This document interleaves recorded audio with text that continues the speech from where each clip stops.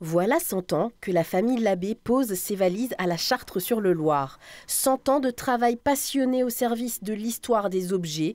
Et c'est par cette cloche qu'Armel Labbé souhaitait rendre hommage au lien qui unit sa famille à la matière. Pour symboliser ces 100 années, les grands-parents qui arrivent en 1925 avec un vélo pour récupérer la matière. Donc ils arrivent de Bretagne sans un sou et ils sillonnent les campagnes sartoises jusqu'à 30-40 km par jour pour amener le fer, le cuivre, mais aussi la matière étonnante comme la ficelle, comme la plume. Et pour symboliser cette période où la matière était très importante, eh bien, j'ai choisi cette cloche en bronze, puisqu'aujourd'hui, en tant qu'antiquaire, je vends quelque part de la matière.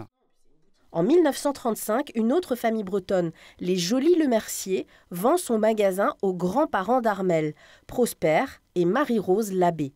C'est le livre comptable de mes grands-parents, oncles et tantes, donc la société Labbé-Denis, de 57 jusqu'à la fin, jusqu'en 1959. Vraiment bluffant de voir la précision des comptes et cette jolie écriture. Puis, ses parents, Claude et Annie Labbé, reprennent l'affaire en 1960. Et puis à l'époque, on faisait des salons d'antiquaires. Donc ils ont sillonné la France, essentiellement l'ouest de la France, de Nantes jusqu'à Brest, et de Brest on va dire jusqu'à Cherbourg. Ils vont créer le premier salon d'antiquaires en France, le week-end du 1er mai à la Chartre-sur-le-Loir en 1978, pour monter 1200 à 2000 m² de chapiteaux.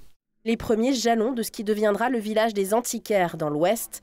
Aujourd'hui, Armel continue d'honorer cette tradition familiale et vend des objets aux 4 coins de la planète.